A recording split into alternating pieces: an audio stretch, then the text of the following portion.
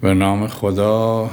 اینم از پایان کار آقای حسینی که امروز به اتمام رسید.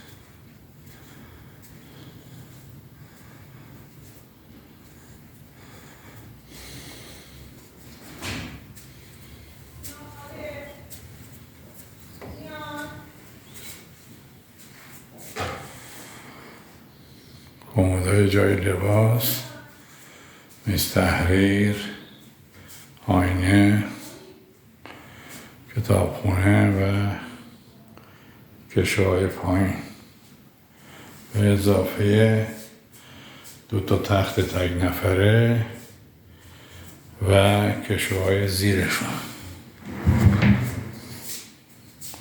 به این ترتیب که مشاهده میکنید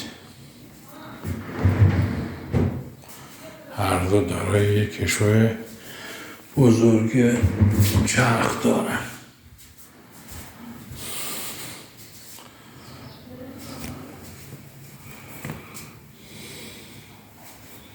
بسیار نرم و روان.